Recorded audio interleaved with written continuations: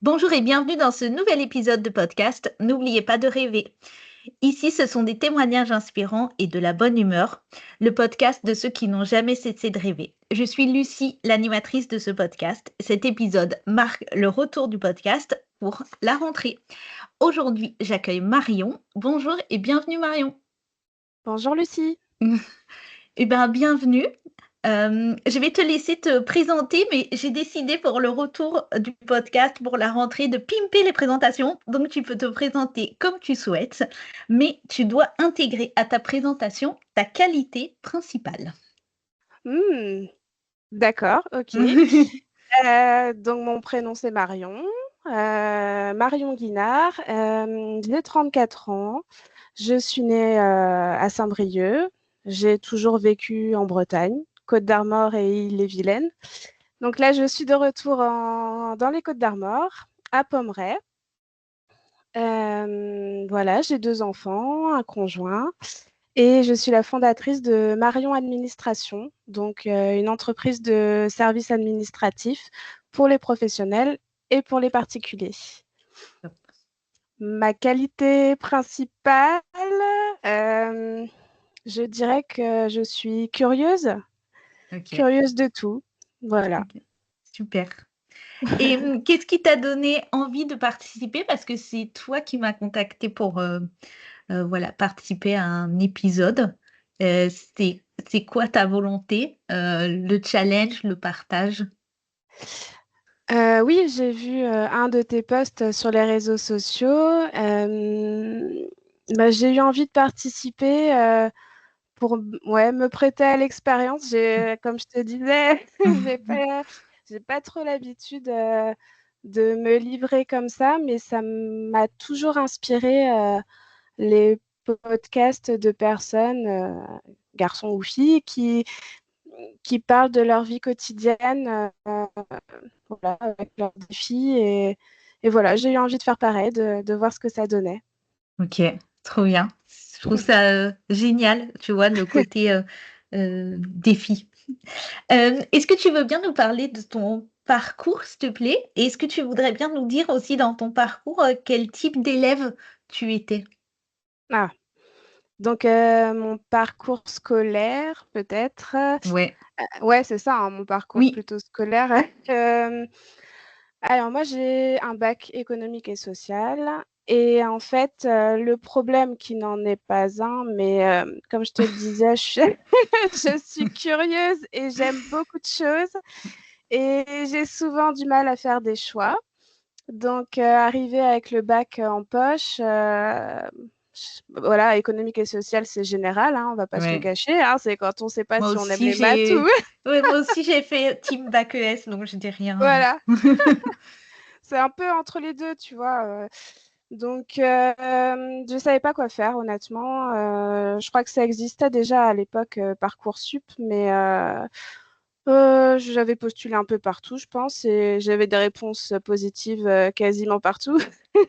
Ça aide pas pour faire un choix. Non, ça n'aide pas du tout. Donc, je me suis lancée dans une licence de droit.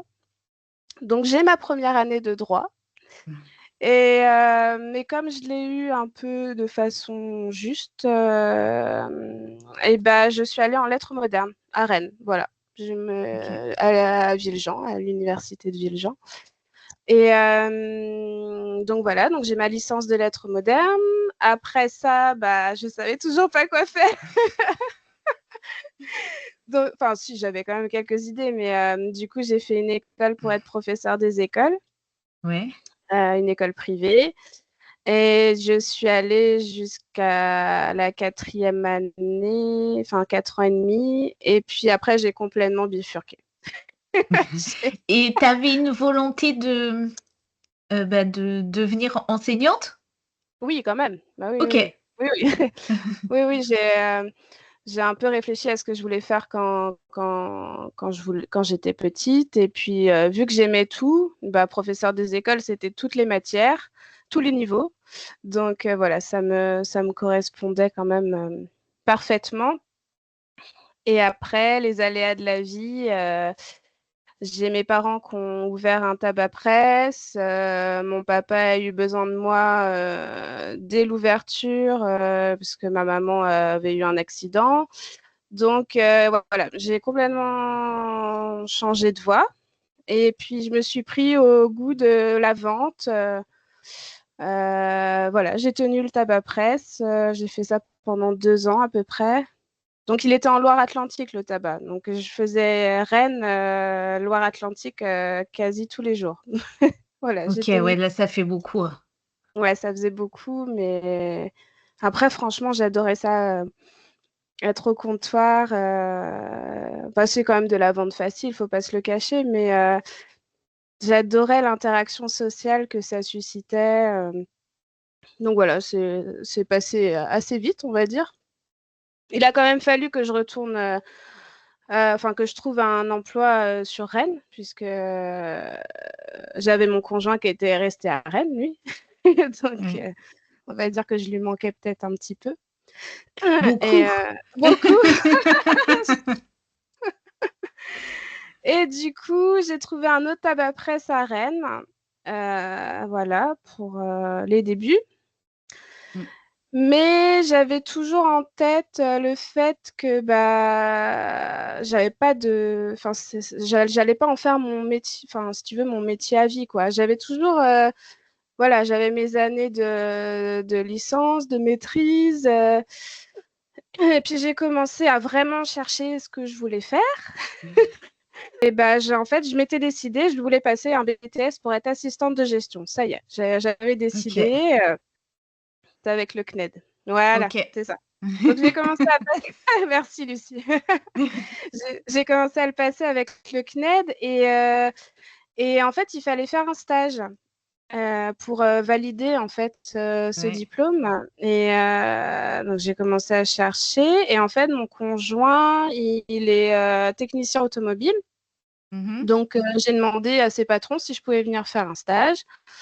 Ok. Ce qu'ils ont accepté. Ça s'est super bien passé parce que ça se passait l'année où c'était je crois que c'était les 50 ans du garage ou un truc comme ça, avec des méga portes ouvertes. Donc, Très sympa pour le franchement, stage. bah Ok. ouais, voilà. Très vivant. Bah oui, oui, tout le monde était OP. Il y avait plein d'actions à faire. Et donc, après le stage, je crois que c'était 2 mois quand même. Et bah, au final, ils m'ont proposé un CDI. Ok. Que tu as accepté. Bah, j'ai accepté. Après, j'ai cherché. Je me suis dit, bah, c'est pas grave, je vais continuer le soir avec le CNED. Enfin, voilà. Sauf que c'était un sacré CDI quand même. C'était 39 heures. Voilà, quoi. Ouais. Le soir, bon, t'as plus trop envie de bosser. Mm. Et puis, bah, voilà, je suis devenue secrétaire automobile et j'ai trop adoré. Surtout la partie dépannage. En fait, je dispatchais les gars sur les interventions. J'avais les assistances. En ligne, enfin, c'était vraiment, c'était trop chouette comme boulot. Et juste avant qu'on passe aux questions suivantes sur la Ouais. transition, oui, tu n'as pas répondu plutôt bonne élève ou est-ce que Ah tu oui, étais dans la classe? non, j'étais très bonne élève. Ok. Ouais, ouais, ouais, Plutôt premier rang, quoi. ouais, ouais. Enfin, premier rang en primaire et après collège, lycée, j'aimais pas trop être cataloguée comme l'élève trop studieuse, tu vois, l'intello. Donc, je me mettais à l'arrière, mais bon, j'aurais pu être devant. Ouais. Donc, ça en dit long sur les personnes. C'est une question que je pose très souvent aux personnes que j'accompagne sur le début. Vous étiez où dans la classe? Et ça en dit long Ah oui, sur, voilà, sur la ah ouais, personnalité, je trouve. Donc, ah c'est ouais, pour ça que je pose carrément. la question. T'as bien raison. Voilà. Et la transition vers ton activité aujourd'hui, comment ça s'est passé et qu'est-ce qui s'est passé? Ouais. Alors du coup, bah moi, enfin, on est revenu dans les Côtes-d'Armor il y a 5 ans à peu près. Donc avec mon conjoint, on avait nos 2 enfants, Louis et Rose. Et donc là, j'ai vraiment passé mon BTS assistante de gestion avec le Greta. Ok, Là, ça ça y va. est. Là, c'était c'était l'année. Voilà, j'ai passé un entretien avec la région et j'ai réussi à être financée pour pour essayer d'obtenir ce BTS en un an. Ok. Et du coup, bah, je l'ai obtenu. Et direct, j'ai postulé à une annonce en ligne, une annonce pour être secrétaire automobile. Mhm. Alors que c'était pas ma volonté première en fait. Moi, je passais ce diplôme de base pour pouvoir exercer le métier d'assistante de gestion que j'adore, mais dans un autre domaine, quoi. Voilà. Mhm. Mais bon, là, fallait pas se le cacher. C'était dans ma ville.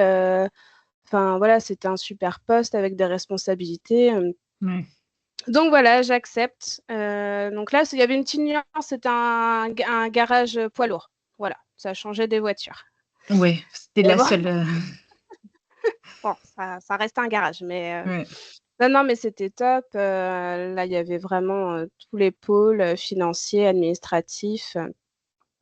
Voilà, mais le déclic, en fait, il s'est rien passé de spécial, hein. Il y a pas eu un gros déclic, si ce n'est un stop, en fait. Un stop parce que, bah, en fait, je pense que je commençais à m'ennuyer. En fait, Ah. ouais, comme je te disais, comme je suis curieuse, je déteste la routine. Enfin, en fait, ouais, je pense, je m'ennuyais trop et puis j'avais, ce désir de liberté, en fait, de pouvoir travailler quand je voulais. Alors, c'est pas que je suis feignante, loin de là, mais en fait, moi, je suis une instinctive, en fait. Si je me réveille à 4 heures du mat et que je pense à un truc, et ben, je veux pouvoir le faire, en fait. C'est bête, mais Mm. bah, voilà, dans le salariat, c'est pas possible, quoi. Non. Non. C'est sûr, non, attends, c'est ça. Je pouvais pas aller au garage à 4 heures du mat pour terminer un papier. Donc voilà, donc j'ai arrêté et j'ai cherché la solution pour toujours être secrétaire, Ouais. mais pouvoir le faire dans plein de domaines en fait. Je Mm. me dis, ça doit bien exister quand même. Donc, je me suis renseignée. Je crois qu'il y a comme le portage salarial où il y a des Oui, entreprises, ouais, qui te oui, ça dispatchent. existe. Ouais.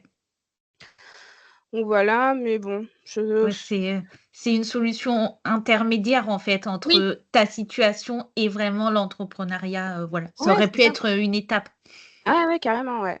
Et puis, mais après, j'ai assisté à une conférence à la Chambre des métiers. Ouais. Et là, mais carrément, quoi. Et- mais ouais, mais oui.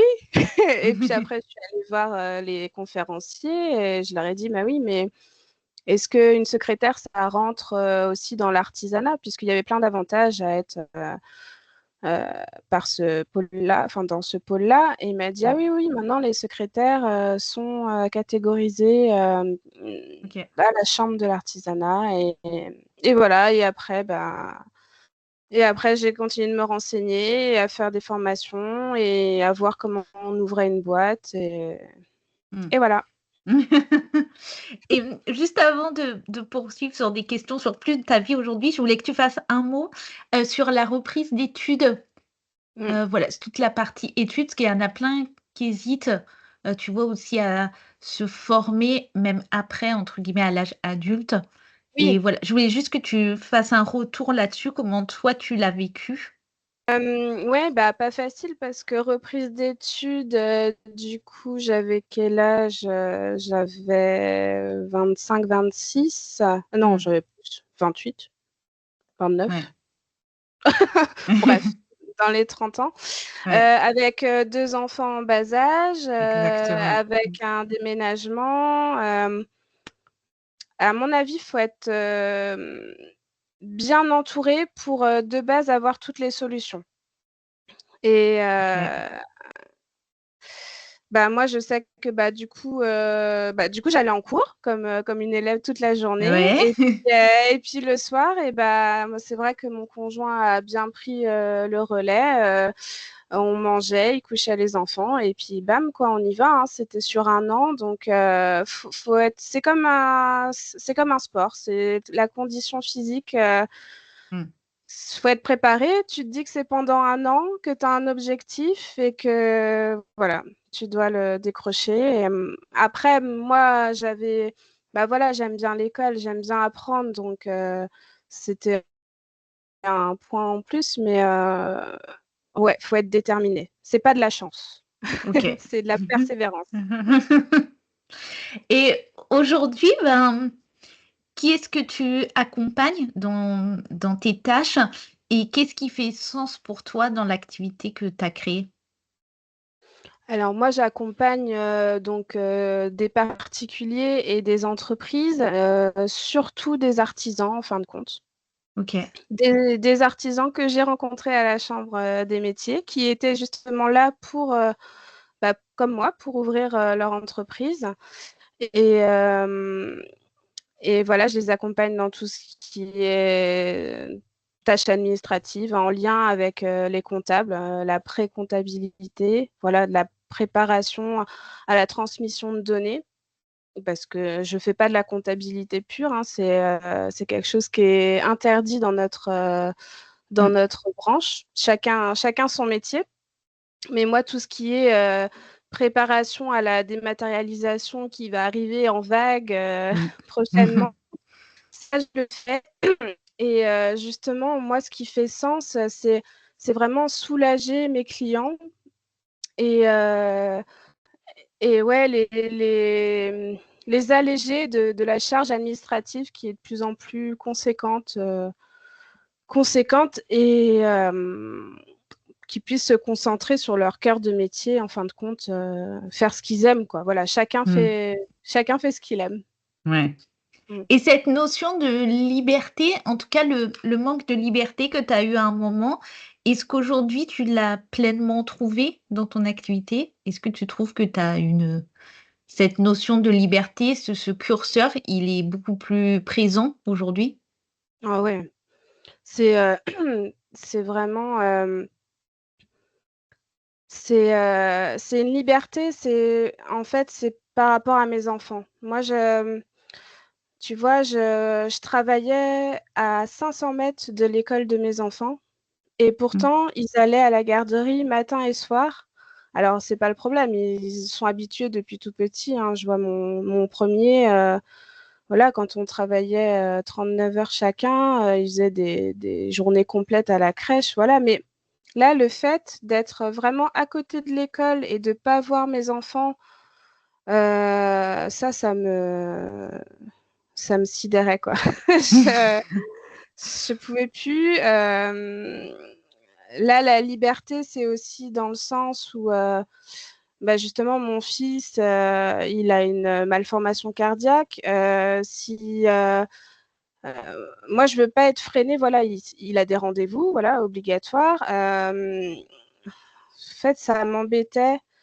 Euh, je sais que c'est le système, hein, mais de poser des heures, de rattraper des heures, enfin voilà. Et moi, j'étais dans une entreprise où certains collègues bah, comptaient ça, tu vois, alors qu'ils n'avaient pas forcément à le contrôler ou quoi, mais je me sentais fliquée sur le moindre quart d'heure. Euh, Bah ouais, j'arrive en retard parce qu'il a eu un souci, bah je vais le rattraper. Enfin voilà, j'en avais marre de me justifier en fait. Moi, Mmh. ouais, et c'est vraiment la liberté en termes d'horaire et de choix d'émission aussi. Mmh. Si j'ai pas envie de le faire, bah je le fais pas. Si voilà, c'est voilà. Pour moi, c'est ça la liberté. Et est-ce qu'il y avait tu vois, c'est devenu une frustration et que tu estimes que tu as transformé aujourd'hui dans quelque chose, de fort pour ton activité? Ben oui, parce que vu que je suis libre, je suis à fond pour mes clients. Et il n'y a pas de limite, tu vois. S'il y a besoin le dimanche, enfin, je suis là. Il n'y a plus de jours fériés. Voilà, Hmm. c'est vraiment la liberté totale de l'amplitude horaire. Il y a aucun frein, voilà. Mm. Est-ce que tu as eu peur de te lancer? Oui, forcément, j'ai eu peur, mais j'avais toujours une phrase en tête que je garderai tant que Marion Administration sera ouverte. C'est que Ouais. si ça marche pas, j'arrête. Enfin, si ça marche plus, je ferai autre chose. OK. Voilà. Si ça marche plus, je ferai autre chose. Mmh. C'est pas grave. Il n'y a rien de grave. OK. Mm. Est-ce qu'aujourd'hui, tu as trouvé un équilibre vie pro, vie perso? Oui, totalement, oui. J'ai trouvé un équilibre dans le sens où je suis présente pour mes clients, pour mes enfants, pour mon conjoint. Voilà. OK. Est-ce que tu aurais pensé un jour, plus jeune, être entrepreneur? Est-ce que c'était une idée qui t'avait déjà traversé, la tête? Oui, alors c'est rigolo parce que quand j'ai annoncé ça à mes copines, elles m'ont dit bah oui, tu nous l'avais dit. Mais non, ça vient de sortir là. Non, non, tu nous avais dit de toute façon, moi j'aurais un truc à moi. Ouais, c'était une volonté d'avoir mon bureau en tout cas, puisque mon père était assureur et je m'en souviens quand j'étais petite, j'allais souvent dans son agence et j'ouvrais tous les tiroirs, tous les placards, je faisais l'inventaire des stylos, des fournitures et j'ai toujours ouais, voulu avoir mon endroit à moi. Donc oui, ça doit être une volonté Mmh. intime, Ouais, qui demandait qu'à s'exprimer. sûrement. Mm. Dans ta vie d'entrepreneur, aujourd'hui, il y a ton activité, mais il y a aussi ton implication, associative. Est-ce que tu veux bien nous en parler, s'il te plaît? Oui, alors du coup, je suis correspondante bénévole pour l'association Petit Cœur de Beurre qui aide les enfants qui sont atteints de malformations cardiaques. Donc, moi, je suis la référente des Côtes d'Armor et après, c'est une association nationale Mmh. qui a été créée par Jean-Charles et Gaëlle qui ont eu un enfant avec une malformation cardiaque qui s'est fait opérer. Et en fait, ce couple s'est demandé qu'est-ce qu'il pouvait apporter au personnel soignant pour les remercier de toute leur implication. Donc, ils ont commencé à créer des petits goodies, les petits stylos lumière, en fait, que les infirmières ont dans les chambres pour éclairer la nuit. Et puis après, ils ont monté l'association, puis ils ont démarché des correspondants. Alors, il faut savoir que tu es correspondant parce que tu as un lien avec l'association. Donc, c'est soit que tu es parent d'enfants avec une malformation D'accord. ou que tu es toi-même concerné en fin de compte. Mmh. D'accord. Mm. Sinon tu OK, je vois. Et du coup, moi, je suis maman d'un petit garçon qui a eu une malformation cardiaque, qui s'est fait opérer à l'âge de 4 mois. OK. Donc, il avait pour le terme scientifique, une coarctation aortique. OK. Alors je suis pas médecin donc Non, mais moi non plus, mais on devient un peu des experts du oui. cœur dans le Mmh. jargon. Mmh. Et après, il en a développé une autre, mais une autre avec laquelle il vit, enfin, il a rien, quoi. Il vit normalement. Et voilà, il a juste un suivi. Bien. Il a juste gagné sa carte VIP chez le cardiologue à vie, quoi. Mais OK. voilà. Mm. Quand on a préparé l'épisode, tu m'avais écrit: «Il n'y a pas de petite victoire». Moi, je voulais savoir parce que je fais souvent des rappels aussi, à mes clients qu'il faut aussi célébrer ses réussites et je voulais Mmh? savoir toi, comment tu célèbres justement, tes victoires? Est-ce que chez toi, tout se fête, par exemple?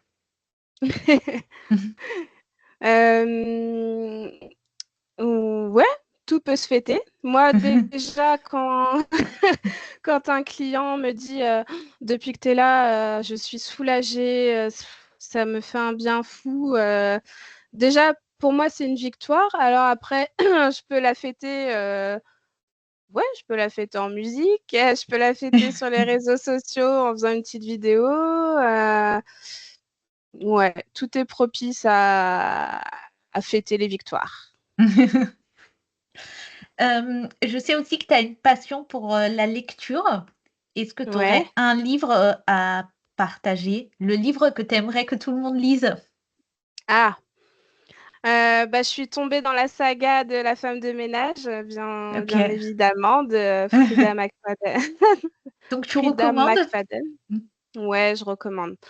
Après, c'est vrai que le 1er est extraordinaire puisque, bah, on découvre tout et bon, les 2 autres, bon, enfin les 3 autres parce que j'ai lu aussi La femme de ménage se marie, la petite nouvelle, mais le 1er est quand même sacrément bien dosé.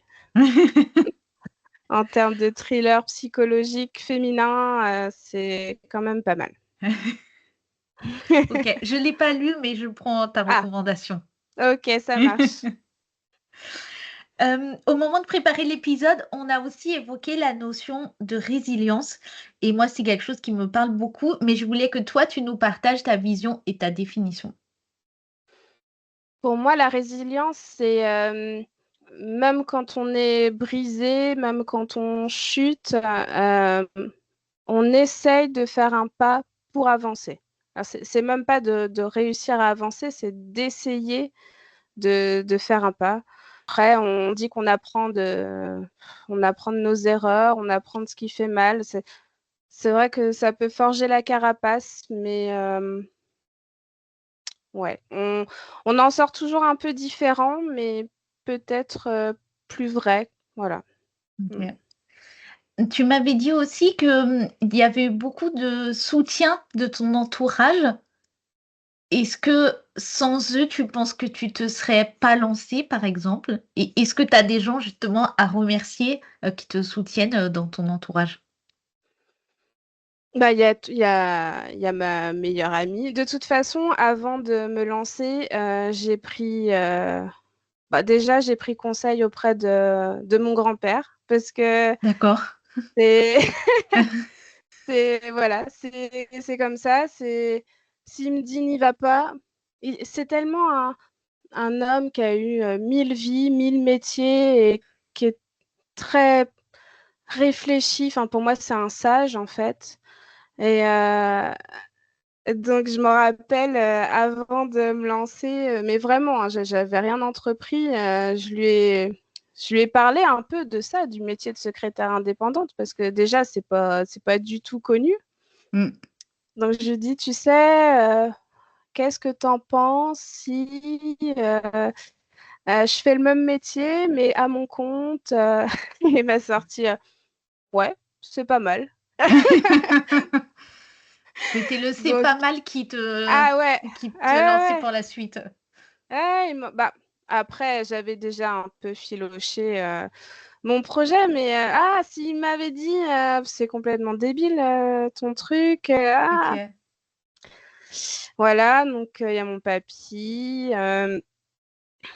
mes parents, bien sûr, hein, si c'est un contre, s'ils sont vraiment contre, bon, voilà. Et puis, oui, oui, j'avais sondé tous mes amis, même mes voisins, enfin mes voisins amis, Est-ce que tu as des personnes qui t'inspirent dans l'entrepreneuriat, par exemple? Est-ce que tu as des rôles modèles? mmh, j'ai pas de j'ai pas vraiment de personne attitrée, voilà. Je suis inspirée par les gens courageux qui OK. se plaignent qui se plaignent pas. Je voilà, je j'aime enfin, Il y a une phrase dont j'ai horreur, c'est pour ça que j'essaie de la souligner tant que je peux. C'est ah ouais, mais t'as de la chance, toi. Mais non, non, non, c'est pas, ça m'énerve cette phrase-là. Non, non, non, ce n'est pas de la chance. C'est voilà, c'est du courage, c'est de la persévérance. Donc oui, moi je suis inspirée par les gens simples qui qui se donnent des défis, qui sont humbles. Voilà, c'est plutôt une figure comme ça. J'ai perdu son nom, mais si je retrouve le nom de la personne, je la citerai. Il y a une phrase qui dit la chance, Ouais. elle vient s'asseoir à ta table. Quand le couvert est mis, le repas est prêt et tu l'appelles. Et là, peut-être la chance, elle vient. Ah, trop bien. Voilà. Mais Donc, oui, après je dis pas, il faut un petit peu de chance dans la vie, c'est ça. Mais si tu attends trop la chance, tu vas pas faire grand-chose. il faut aussi l'appeler, tu vois, la chance. Oui. Enfin, Ah oui, il faut la provoquer. Ah oui, bah après, totalement. Quelques petites paillettes de chance. Est-ce que tu aurais 3 conseils à partager à quelqu'un qui hésite, à se lancer? Vraiment pour le métier d'assistante indépendante Ou ou... quelqu'un qui hésite à quitter son poste pour se mettre à son Ouais. compte? Euh, Bah, si vraiment c'est une hésitation, enfin, 3 conseils, il faut. Mmh. Alors, 3 conseils, c'est dur, 3 conseils. Oui, j'ai pas dit que c'était facile, hein. Bah, déjà, n'attends pas d'avoir l'autorisation des autres. Déjà, si toi, tu as envie de te lancer, bon, moi, j'ai pas attendu d'avoir l'autorisation de mon grand-père, c'était un avis, c'était pas une autorisation. Mais OK. voilà, si c'est une envie profonde et puis dans tous les cas, je suppose que c'est mûrement réfléchi. Enfin, on se lance pas comme ça, voilà. Donc n'attends pas, l'autorisation des autres. Fonce à ton propre rythme, voilà. Après, si ça se fait en 6 mois, 1 an, 2 ans et bah, c'est très bien. C'est que Mmh. ça devait se faire à ce moment-là, voilà. Et aussi, bah, sois fier de toi parce que il faut aussi être reconnaissant envers nous-mêmes. C'est pas moi, il y a beaucoup de gens qui me disent: «Ah bah, tu es courageuse et tout», mais au final, moi, je sais pas si je me félicite, moi-même, je sais pas, mais ça peut être une bonne thérapie de se dire que, bah, c'est bien ce qu'on a fait, on s'est lancé. OK.